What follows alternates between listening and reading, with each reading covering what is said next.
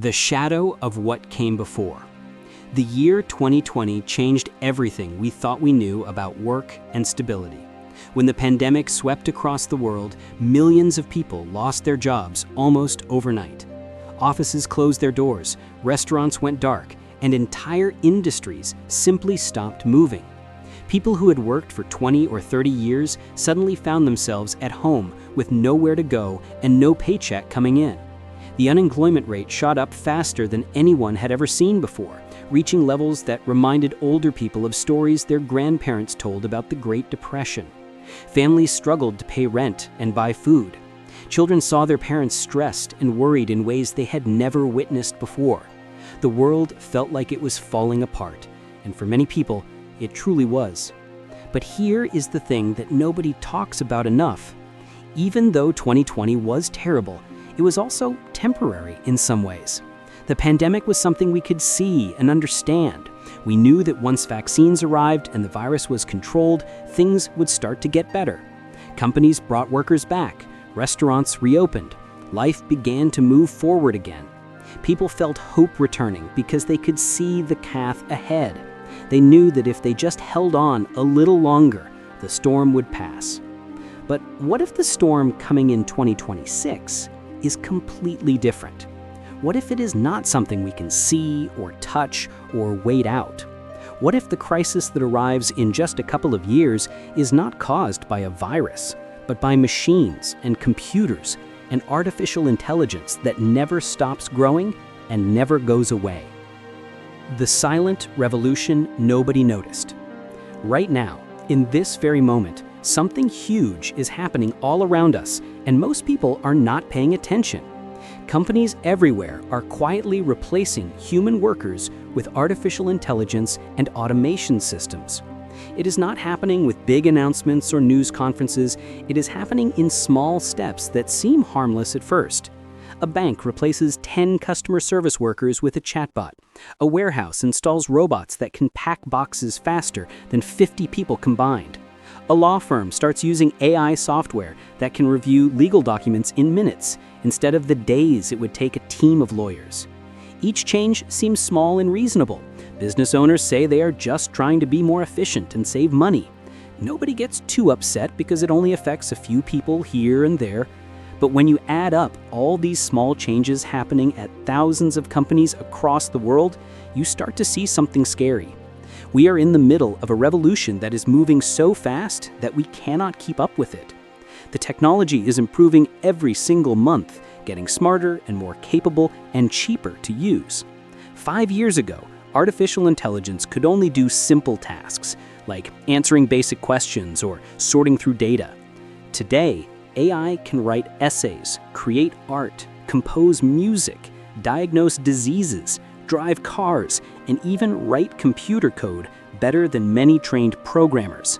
The speed of this change is breathtaking and terrifying at the same time. The jobs that will disappear first.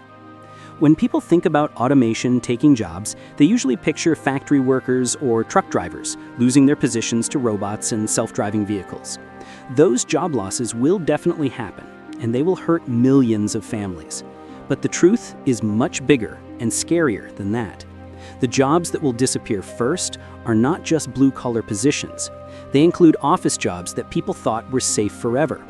Accountants who spend their days reviewing financial records will find themselves competing with AI programs that can analyze years of data in seconds without making a single mistake. Radiologists who studied for over a decade to read medical scans are already being replaced by artificial intelligence systems that can spot cancer and other diseases with incredible accuracy. Customer service representatives, insurance agents, travel agents, data analysts, paralegals, journalists, and even some doctors and teachers will find their work being done by machines. The cruel irony is that many of the people who went to college and took on huge student loan debts believing they were securing safe careers will be among the first to lose their jobs.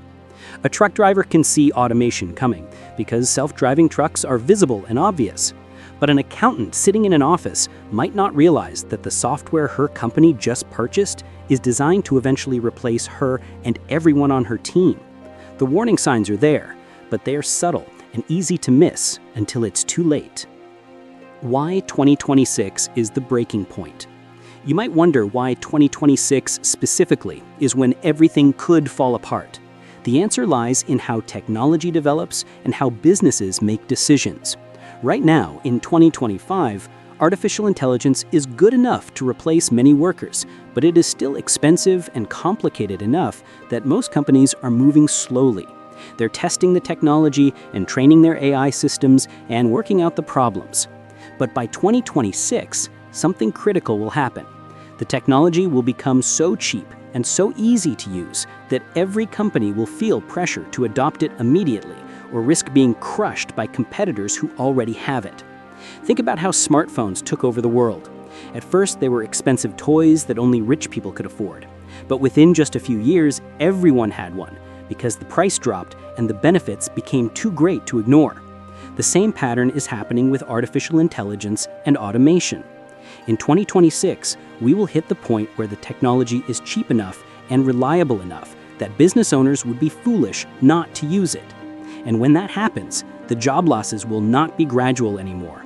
They will happen all at once, like a dam breaking. Millions of people across dozens of different industries will find themselves unemployed within months of each other. The unemployment rate could jump from 5% to 15 or even 20% in less than a year. Unlike the 2020 pandemic crisis, these jobs will not come back when the crisis ends, because the crisis will not end. The machines will still be there, working away, doing the jobs that humans used to do. The ripple effect through society. When millions of people lose their jobs all at once, the damage spreads far beyond just those individuals and their families. Imagine a medium-sized city where a major employer decides to replace 2,000 workers with automated systems. Those 2,000 workers suddenly stop spending money at local restaurants, gas stations, grocery stores, and shops. The businesses that depended on those workers start losing money and laying off their own employees. Then, those newly unemployed workers stop spending money, causing even more businesses to struggle. The city's tax revenue drops because fewer people are earning paychecks, which means the local government has to cut services and lay off teachers, police officers, and firefighters. Property values fall because people can't afford their mortgages and homes go into foreclosure. The whole community spirals downward in a vicious cycle that feeds on itself. Now multiply that by hundreds or thousands of cities and towns across the country and around the world. The social fabric that holds communities together starts to tear. Crime rates go up because desperate people do desperate things. Mental health problems explode as people lose their sense of purpose and identity that came from their work. Marriages fall apart under financial stress. Substance abuse increases as people try to escape their pain and fear. Young people graduating from high school or college look at the world and see no future for themselves.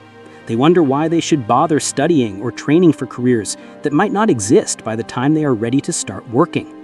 The psychological damage of a job market crisis this severe would be immeasurable and long-lasting. When the safety nets break, every developed country has systems in place to help people who lose their jobs. Unemployment benefits, food assistance programs, job retraining centers, and other social services exist specifically to help workers get back on their feet during hard times. These systems worked reasonably well during the 2020 crisis, even though they were stretched thin and many people fell through the cracks. But those safety nets were designed for temporary problems, not for permanent structural changes to the economy. They were built on the assumption that jobs would eventually come back and people would return to work. What happens when that assumption is no longer true? What happens when millions of people need unemployment benefits not for a few months, but for years, maybe forever? The government programs will run out of money almost immediately. Unemployment insurance funds are typically designed to support maybe 5 or 6% of workers being jobless at any given time. If 20% or more of workers are unemployed, the math simply does not work. The money will run out, and politicians will face impossible choices. Do they raise taxes on the remaining workers and businesses to pay for expanded benefits, which might cause even more job losses and economic problems? Do they cut benefits and leave millions of families with nothing, which could lead to social unrest and violence? Do they borrow trillions of dollars and hope that somehow the economy recovers before the debt becomes crushing? There are no good answers to these questions. Every option leads to more pain and suffering. The optimistic economists will talk about universal basic income and government job programs and retraining initiatives, but the scale of what would be needed is almost impossible to imagine. We are talking about restructuring the entire foundation of how society works, and that cannot happen quickly or easily. The corporate perspective and profit motive.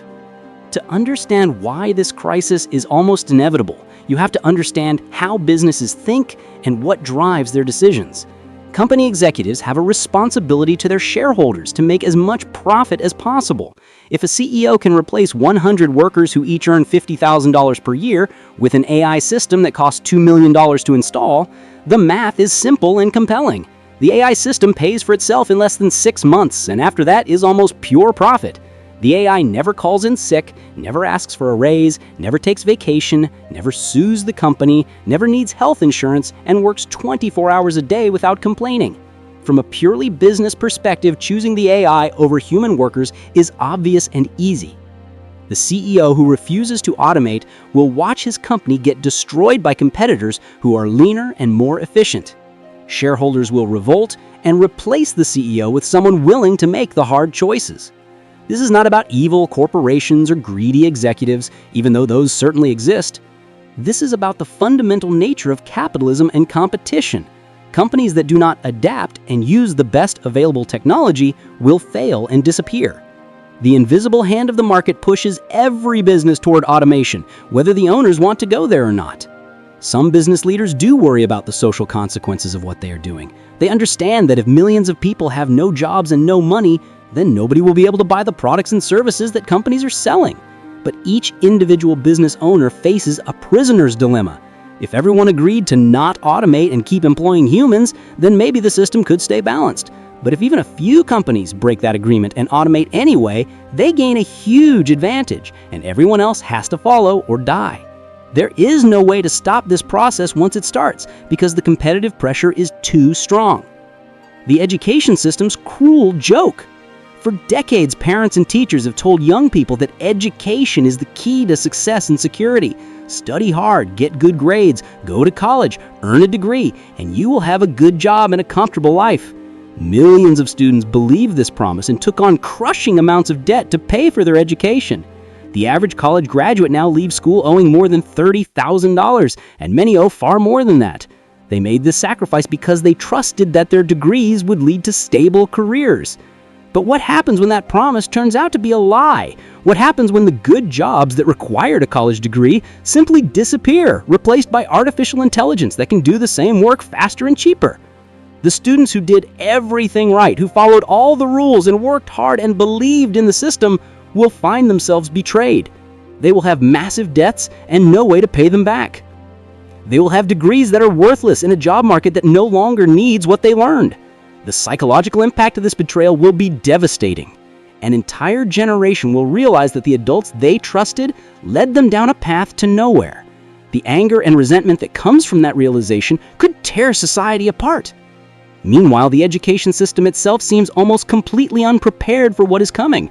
Schools are still training students for careers that will not exist in 5 years. They're teaching skills that machines can already do better. Some educators are starting to talk about focusing on uniquely human skills like creativity, emotional intelligence, and critical thinking, but these changes are happening far too slowly. The bureaucracy of education moves at a glacial pace, while technology moves at lightning speed. By the time schools adapt their curricula to the new reality, the reality will already have changed again. The geographic divide and regional collapse. The job market crisis of 2026 will not affect all places equally. Some regions will suffer far more than others, creating a dangerous geographic divide. Cities and regions that depend heavily on industries that are easy to automate will be devastated almost overnight. Think about towns built around manufacturing, trucking hubs, insurance company headquarters, or call centers. When those industries automate, entire communities will collapse almost overnight. Meanwhile, a handful of major cities where the technology companies are located will actually thrive, at least for a while.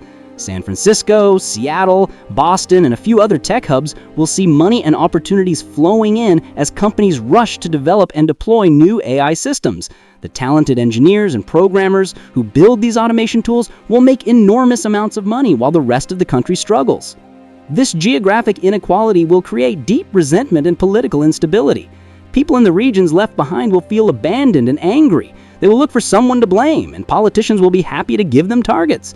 We could see the rise of radical movements and political leaders who promise simple solutions to complex problems. History shows us that this kind of inequality and desperation often leads to violence, either from the government trying to maintain control or from citizens who feel they have nothing left to lose. Some people will try to move to the cities where jobs still exist, but that creates its own problems. Housing in those cities is already unaffordable for most people. If millions more try to move there, rents will skyrocket even higher and homelessness will explode. The infrastructure of these cities cannot support that kind of population growth. Schools, hospitals, roads, and public transportation will be overwhelmed. The cities that seem like havens might quickly turn into overcrowded nightmares. The global domino effect. This crisis will not be contained within any single country. The automation revolution is happening everywhere at once, and the economic chaos it causes will spread across borders like wildfire. Developing countries that have built their economies on cheap labor will be hit especially hard. For decades, companies moved manufacturing to countries like China, Vietnam, Bangladesh, and Mexico because wages were low and workers were plentiful. But when robots and AI can do the work even cheaper, those geographic advantages disappear. Factories will close in developing nations, leaving hundreds of millions of people without income. The political instability this causes could lead to wars, revolutions, and mass migrations that dwarf anything we have seen before. People will flee regions where there is no work and no hope, seeking better lives elsewhere. But where will they go when the crisis is global? Rich countries will close their borders and build walls to keep out the desperate migrants, but that will not solve the underlying problem. The global supply chains that modern economies depend on will break down as countries turn inward and try to protect themselves. International trade will collapse, making the crisis even worse. Meanwhile, the countries that control the artificial intelligence technology will have enormous power over everyone else.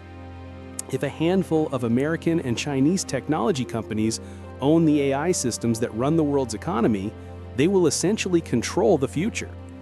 This concentration of power in the hands of a few corporations and nations is dangerous in ways we are only beginning to understand. Economic warfare could easily turn into real warfare as countries fight for control of resources and technology. The instability and desperation caused by mass unemployment could give rise to authoritarian governments that promise security in exchange for freedom. We could see democracy itself collapse in countries where people decide that feeding their families is more important than political rights. The mental health catastrophe. Beyond the economic devastation, the 2026 job market crisis will trigger a mental health emergency unlike anything modern societies have ever faced.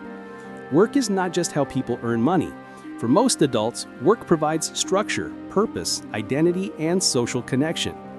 When someone introduces themselves, one of the first things they usually say is what they do for a living.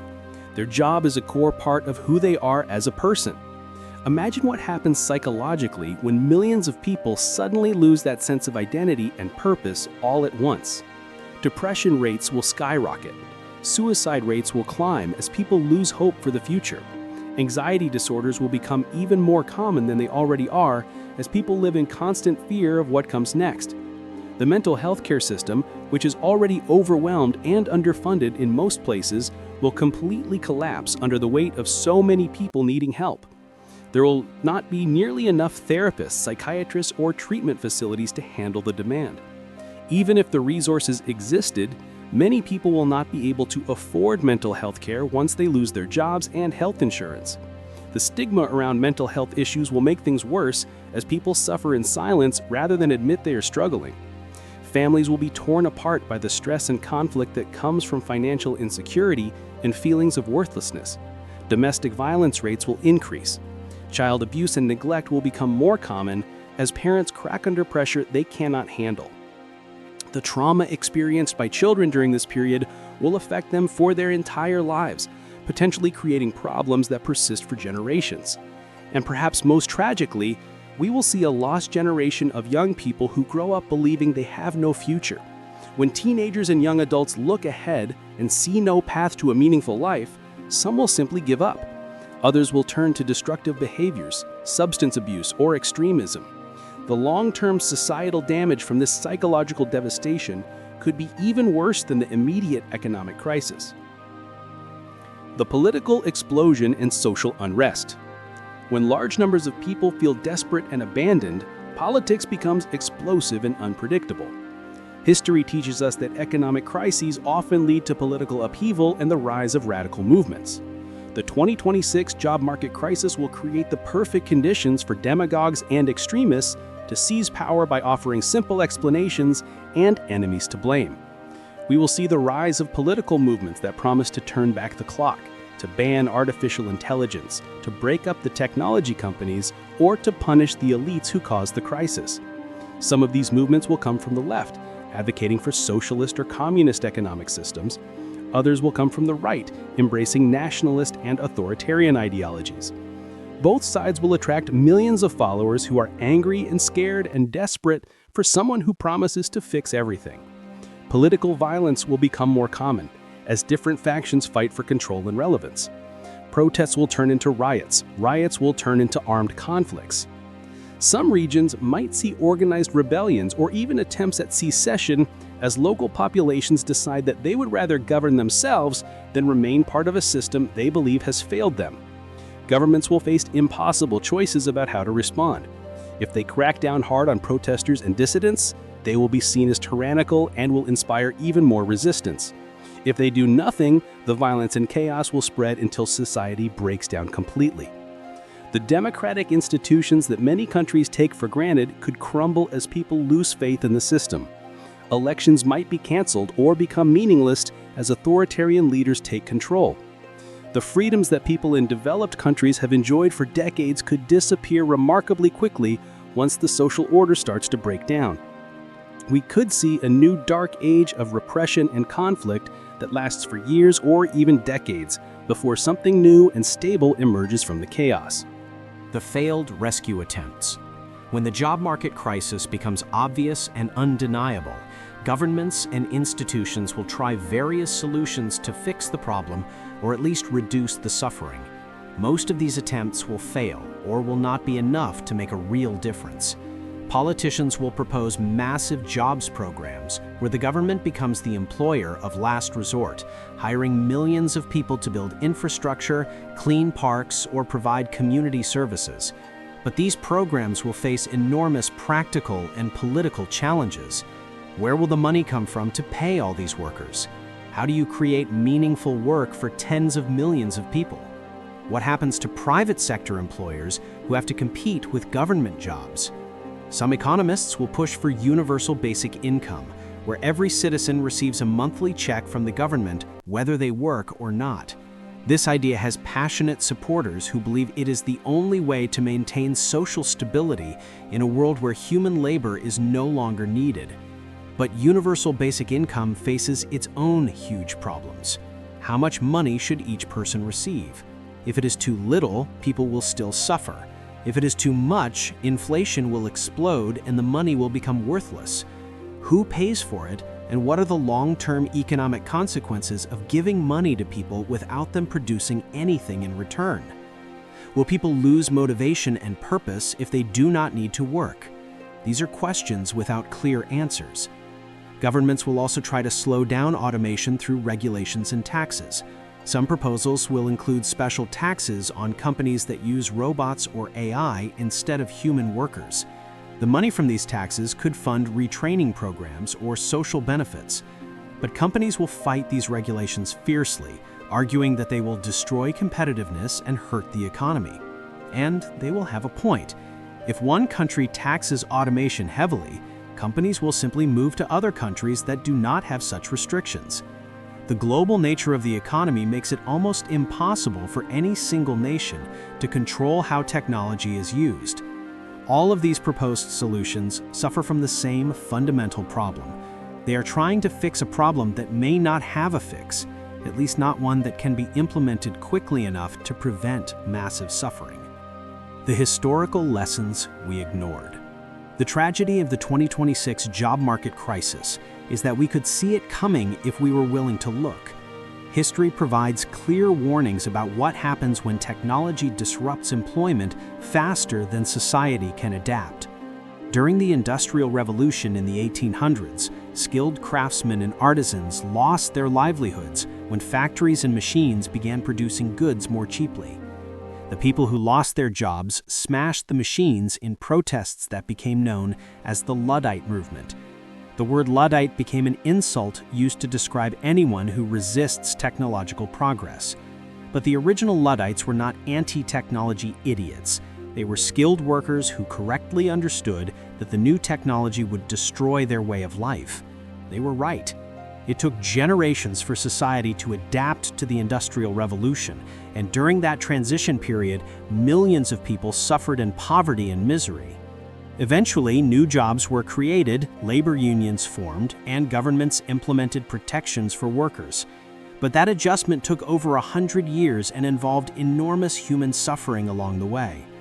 We are now facing a similar transition, but the speed is much faster and the scale is much larger. The Industrial Revolution happened over the course of a century. The Automation Revolution is happening over the course of a decade or two. Society does not have time to slowly adapt. The changes are coming so fast that our institutions and our thinking cannot keep up. We also have warnings from more recent history. The decline of manufacturing jobs in America and other developed countries starting in the 1970s and 1980s devastated entire regions. Cities like Detroit that were once prosperous became symbols of economic decay. The opioid epidemic that has killed hundreds of thousands of people is directly connected to the loss of good manufacturing jobs and the despair that comes from economic hopelessness. We saw what happened to those communities, and yet we did nothing to prepare for the next wave of job losses that automation would bring. The warning signs have been flashing for years, but we have ignored them because facing the truth is too uncomfortable and the solutions seem too difficult. The inequality that tears everything apart.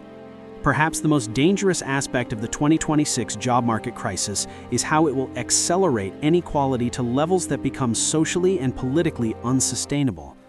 While millions of ordinary workers lose their jobs and struggle to survive, the small number of people who own the artificial intelligence technology and the companies that deploy it will become unimaginably wealthy.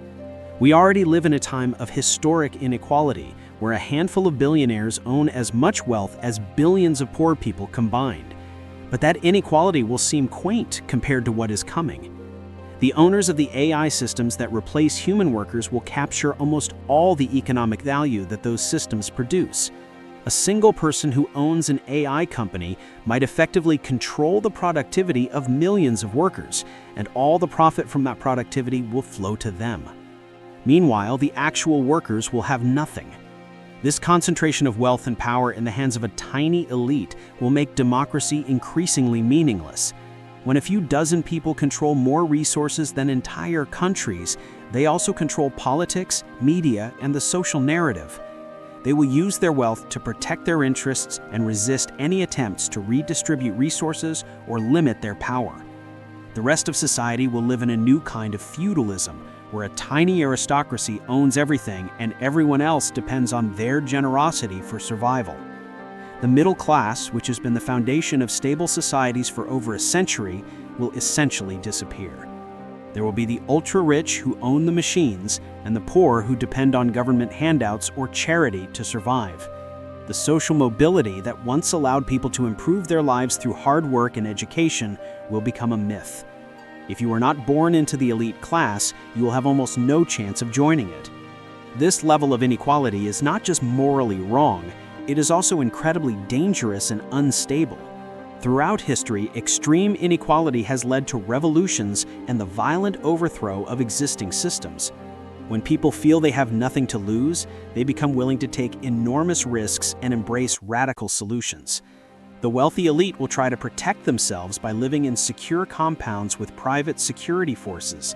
but walls and guards can only do so much when the masses outside are desperate and angry. The environmental dimension nobody discusses. Amid all the economic and social chaos of the job market crisis, there is another dimension that makes everything even more complicated and frightening. The environmental and climate crisis is happening at the same time as the automation revolution, and the two problems interact in ways that make both worse.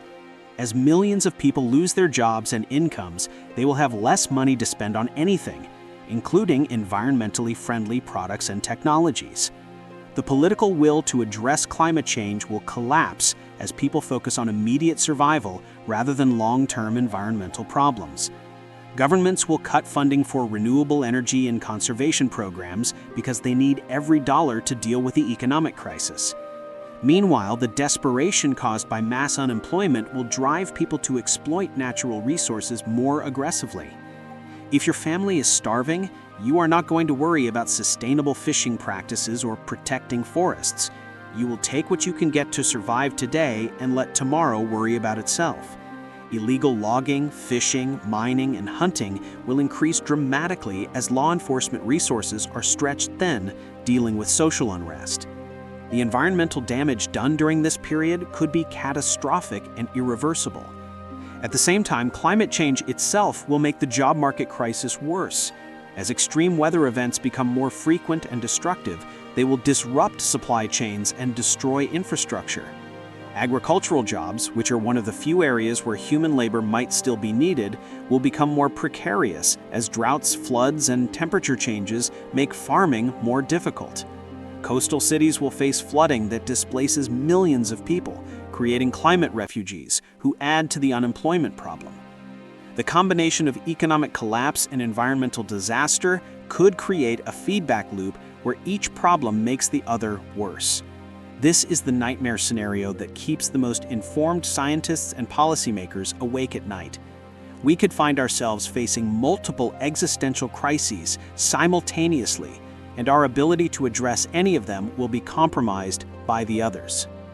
The generation that will never recover. Among all the people who will be hurt by the 2026 job market crisis, young people just entering the workforce will suffer damage that shapes their entire lives. Generation Z and the generation after them will come to age during a time when the old assumptions about work and career no longer apply. They will graduate from high school or college into an economy that has no place for them. The psychological impact of starting your adult life during a period of hopelessness and chaos cannot be overstated. Research on people who graduated during the 2008 financial crisis shows that they earned less money throughout their careers, had worse health outcomes, and reported lower life satisfaction decades later compared to people who graduated just a few years earlier or later. The timing of when you enter the job market can shape your entire life trajectory. Now imagine a crisis much worse than 2008, one that does not end after a few years but represents a permanent structural change to how the economy works. Young people in 2026 will face a world where the corporate reckoning that comes too late. Eventually, even the corporations that enthusiastically embraced automation and laid off their human workers will realize they made a terrible mistake. But this realization will come too late to prevent the crisis. The logic is simple once you think about it. Companies exist to sell products and services to customers. Customers need money to buy things. If you eliminate millions of jobs and leave people with no income, then who will buy your products? A company that replaces all its workers with AI might become very efficient, but if nobody can afford to buy what that company makes, the efficiency is meaningless. This is sometimes called the Henry Ford principle. Henry Ford famously paid his factory workers high wages not out of generosity, but because he understood that his workers were also his customers. If they could not afford to buy cars, his business would fail. Modern corporations seem to have forgotten this lesson. They see labor as a cost to be minimized, rather than understanding that workers are also consumers who drive demand for goods and services. As the 2026 job market crisis unfolds and consumer spending collapses, companies will start to fail, even if they did everything right from a business efficiency perspective. Retail stores will close because nobody has money to shop. Restaurants will go out of business because people cannot afford to eat out. Entertainment and travel industries will collapse as spending on anything beyond basic survival disappears. Even the technology companies that created the automation tools will start to suffer as their business customers can no longer afford their services. The stock market will crash as investors realize that the corporate profits they expected will never materialize because the consumer base has been destroyed. Billionaires will watch their paper wealth evaporate as the companies they own become worthless. Some business leaders will publicly regret their decisions to automate so aggressively, but their regrets will not bring back the jobs or reverse the damage. A few companies might try to rehire human workers out of social responsibility or public relations concerns, but they will find it almost impossible to compete with rivals who kept their automated systems. The logic of the market will continue to push toward automation, even as that same logic destroys the market itself. This is the ultimate contradiction of modern capitalism, and it may prove to be the system's undoing. The possible paths forward and why none are easy. If we somehow survive the worst of the 2026 job market crisis, humanity will face fundamental questions about how to organize society and the economy going forward. None of the possible answers are simple or painless. One path is to fully embrace a post-work society, where artificial intelligence and robots do almost all productive labor, while humans receive some form of universal income to maintain a basic standard of living. People would spend their time on creative pursuits, relationships, learning, and activities that bring personal fulfillment rather than economic value. This vision appeals to some people who see it as a kind of utopia, where humanity is finally freed from the need to work for survival. But this path requires solving enormous practical problems. How do you maintain meaning and purpose in a world where you're not needed? How do you prevent a tiny elite from controlling everything while everyone else becomes dependent and powerless? How do you manage the transition from our current work-based society to this new model without mass suffering along the way? Another path is to resist automation and try to preserve human labor and traditional employment. This might involve heavy regulation and taxation of AI and robotics, requirements that companies maintain certain levels of human employment, or even bans on specific technologies. Some people argue that we should consciously choose a less efficient economy that keeps humans employed rather than maximize productivity at the cost of mass unemployment. But this path also has major problems. Can any single country enforce such policies when others do not? Would preserving inefficient human labor actually make people's lives better, or just keep them trapped in meaningless jobs? How do you prevent black markets and illegal automation from undermining the restrictions? A third path is to double down on education and human development, trying to stay ahead of the machines by constantly learning new skills that AI cannot yet do. This is the path that many policymakers and educators currently advocate. The idea is that humans will always have some advantage over machines in certain areas, and we just need to train people for those remaining jobs. But the flaw in this thinking is that the areas where humans have advantages keep shrinking, and they are shrinking faster than people can retrain. Even if this approach works for some highly educated and adaptable individuals, what about everyone else? What about people who are not capable of constant learning and adaptation? There may not be any perfect solution to the challenges posed by advanced artificial intelligence and automation. We may be facing a transition as profound and difficult as the agricultural revolution that ended nomadic hunter-gatherer life or the industrial revolution that ended agricultural society. These transitions took centuries and involved immense human suffering. The question is whether we can find ways to reduce that suffering and preserve human dignity and freedom during the transition ahead. The stories we will tell ourselves. Throughout this crisis, one of the most important battles will be about narrative and meaning. How do people understand what is happening to them, and what stories do they tell to make sense of their experiences? The stories that emerge and take hold will shape how society responds to the crisis and what comes next. Some people will frame the crisis as a story of betrayal and theft. They will believe that wealthy elites and greedy corporations stole their jobs and their futures for profit. This narrative leads to anger, resentment, and demands for punishment and redistribution. It can inspire revolutionary change, but also violence and scapegoating. Others will frame the crisis as an inevitable progress that humanity must adapt to. They will believe that fighting against technology is foolish, and that the real challenge is figuring out how to build a new kind of society for a new age. This vision appeals to some people who see it as a kind of utopia where humanity is finally freed from the need to work for survival. But this path requires solving enormous practical problems. How do you maintain meaning and purpose in a world where you're not needed? How do you prevent a tiny elite from controlling everything while everyone else becomes dependent and powerless? How do you manage the transition from our current work-based society to this new model without mass suffering along the way? Others will frame the crisis as an inevitable progress that humanity must adapt to.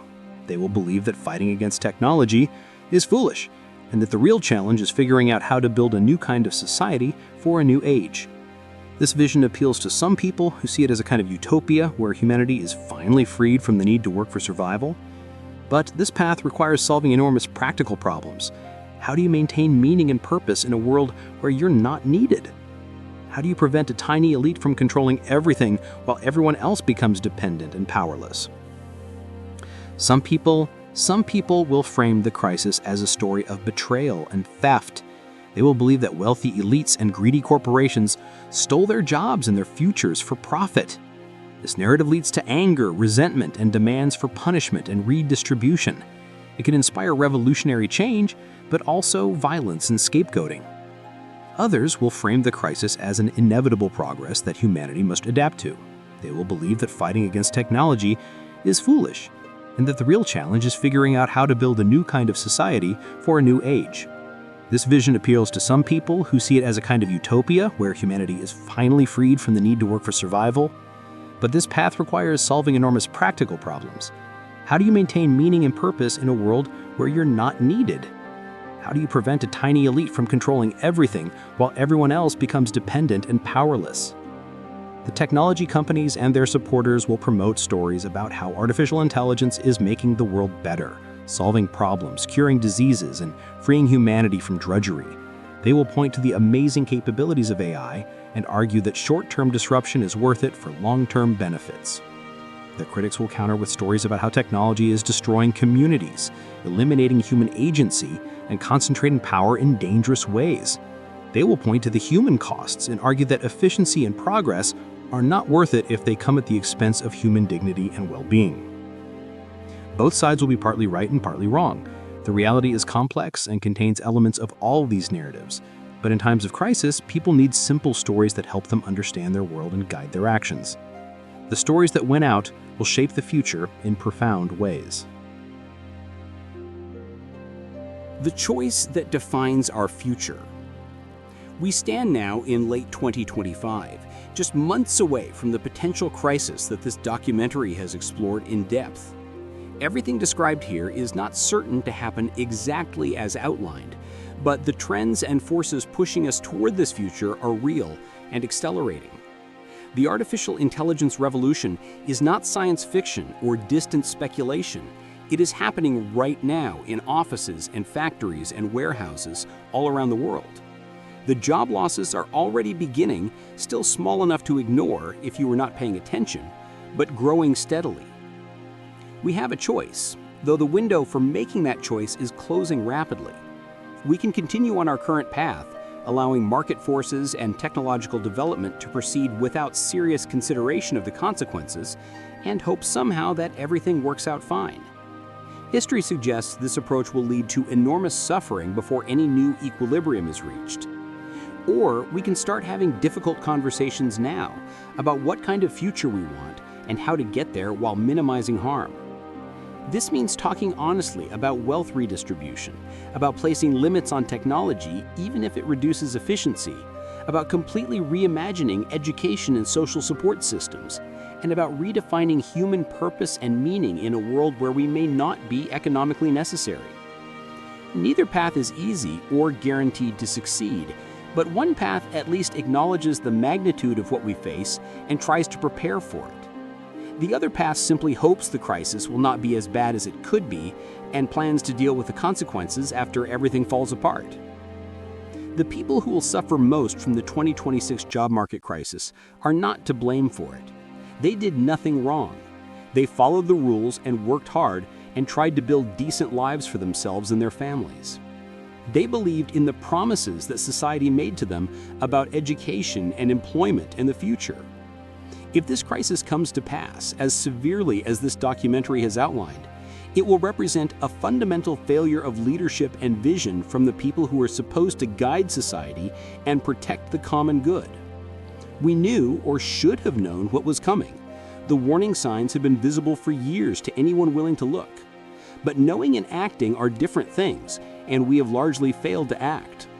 The question now is whether we will act before it is too late, or whether we will look back in 2026 or 2027 from the midst of catastrophe and wonder how we let this happen when we saw it coming all along. The entire story of what if the 2026 job market crisis is worse than 2020 is ultimately a story about human choices and human values. What do we value more? Efficiency or human dignity? Short-term profit or long-term stability? Individual success or collective well-being? The answers to these questions will determine not just whether the crisis happens, but how severe it becomes and whether we can build something better from the ruins. The technologies that threaten to displace millions of workers are tools that we created. They do not have agency or desires of their own.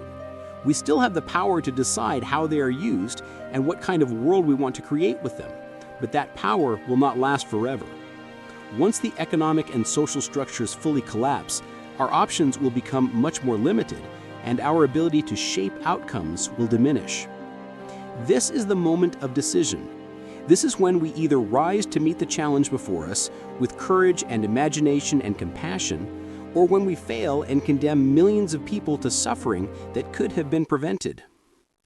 The story is not yet finished. The ending has not been written. We are the authors of what comes next, but only if we pick up the pen and write before someone else writes it for us, or before the pages burn away entirely. That is the entire story of what if the 2026 job market crisis is worse than 2020, told not as a prediction of what will happen, but as a warning of what could happen if we do not change course. The choice is ours to make, and we are running out of time to make it.